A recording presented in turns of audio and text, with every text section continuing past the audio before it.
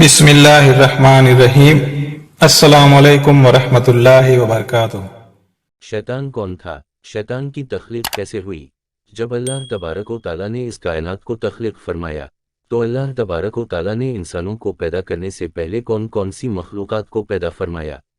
اس روئے زمین پر انسانوں سے پہلے کون کون سی مخلوقات رہا کرتی تھی؟ اور انسانوں کے ازلی دشمن شیطان کو کیسے پیدا کیا گیا؟ اس کے ماں باپ کون تھے؟ اور اس روئے زمین پر سب سے پہلے شیطانوں اور فرشتوں کے درمیان جنگ کس وجہ سے ہوئی؟ شیطان عزازیل سے ابلیس کیسے بنا؟ اور ایسے بہت سے سوالات جو شیطان یعنی ابلیس کے حوالے سے ہمارے ذہنوں میں اٹکے ہیں، آج ان سوالات کا جواب قرآن و حدیث کی روشنی میں دیا جائے گا، اور ایسے حقائق سے آپ کو آگاہ کیا جائے گا جن کے بارے میں اکثر ہمارے بہن بھائی واقف ہی نہیں۔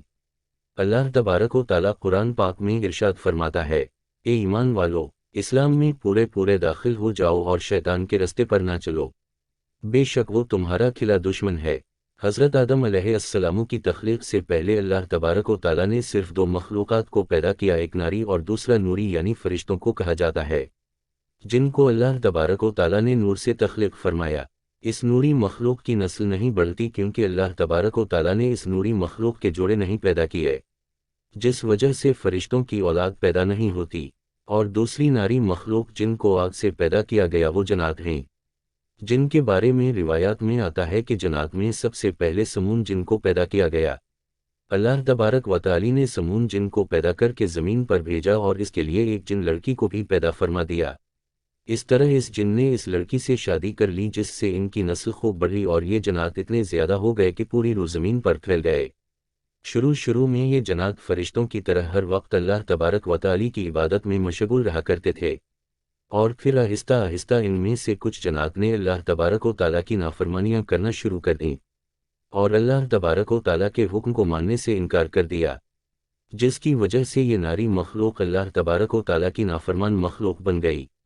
شیطان کے ماں باپ جنات میں سے ایک نامی گرامی جن کا نام چلیپا تھا اور اس کی بیوی کا نام تبلیس تھا، یہ دونوں بہت ہی قداور اور بہادر تھے۔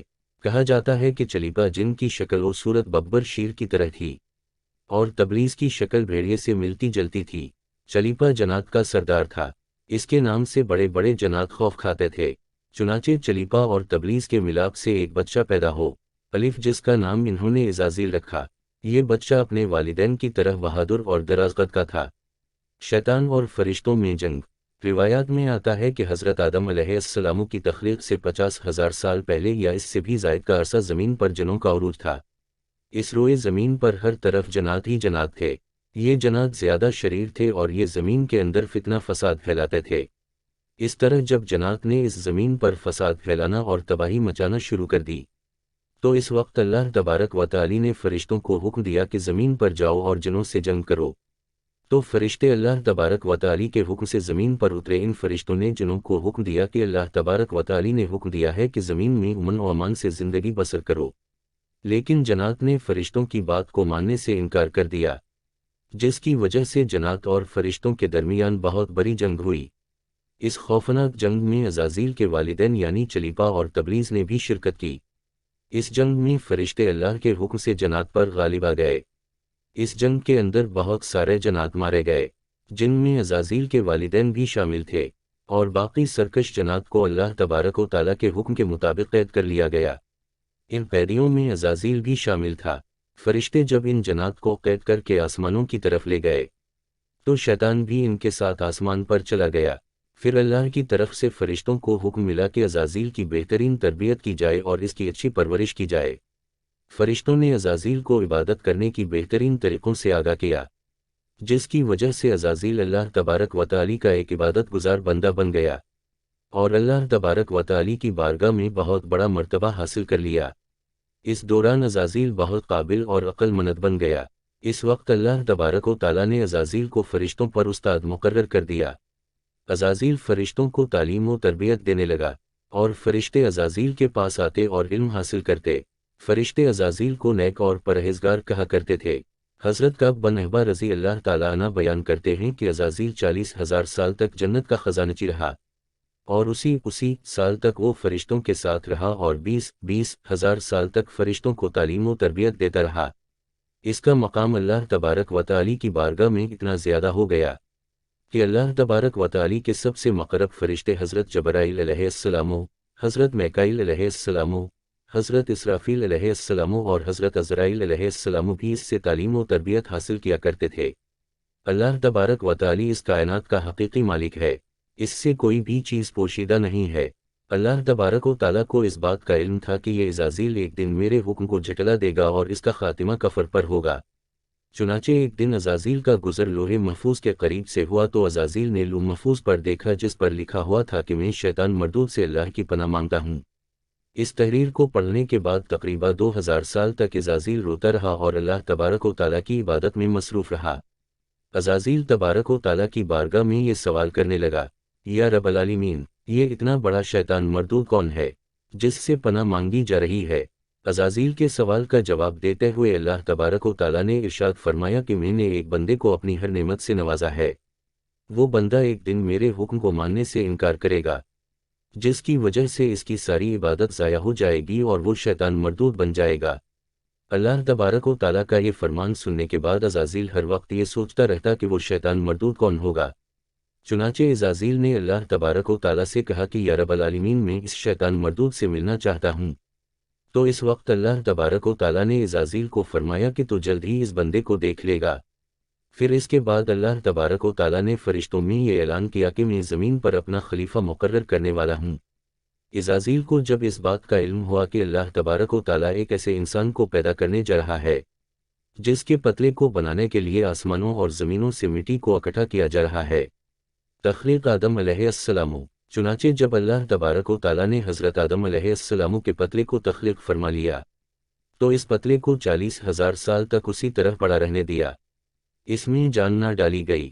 چنانچہ جب فرشتے حضرت آدم علیہ السلام کے پتلے کے قریب سے گزرتے تو بہت حیرت زدہ ہو کر اس کو دیکھتے، اور جب عزازیل کا گزر حضرت آدم علیہ السلام کے پتلے کے قریب سے ہوتا تو یہ نفرت کی وجہ سے حضرت آدم علیہ السلام کے پتلے کو اذیت دیتا، کیونکہ عزازیل یہ سمجھتا تھا کہ اللہ تبارک و تعالیٰ کے خلیفہ بننے کے لائق صرف میں ہی ہوں، اسی وجہ سے وہ حضرت آدم علیہ السلام کے پتلے کو اذیت دیتا۔ جب عزازیل حضرت آدم علیہ السلام کے پتلے کو مارتا تو اندر سے مٹی کے کھنکنے کی آواز آتی۔ چنانچہ جب اللہ تبارک و تعالیٰ نے حضرت آدم علیہ السلام کو تخلیق فرمایا اور اس کے اندر روح بھی داخل کر دی تو اس دن اللہ تبارک و تعالیٰ نے سب فرشتوں کو حکم دیا، سب میرے پاس اکٹھے ہو جاؤ۔ جب سارے فرشتے اللہ تبارک و تعالیٰ کی بارگاہ میں حاضر ہو گئے تو اللہ تبارک و تعالیٰ نے حکم دیا کہ میں زمین پر اپنا ایک بندہ پیدا کرنے والا ہوں جو زمین پر جا کر میرے حکم کی تعمیل کرے گا۔ تو اس وقت فرشتوں نے اللہ تبارک و تعالیٰ کی بارگاہ میں عرض کی، یا رب العالمین، یہ بندہ زمین پر جا کر تیرا نافرمان ہو جائے گا، ہم تو ہر وقت عبادت میں مصروف رہتے ہیں۔ تو اللہ تبارک و تعالیٰ نے ارشاد فرمایا، جو کچھ میں دیکھ رہا ہوں وہ تم نہیں دیکھ سکتے۔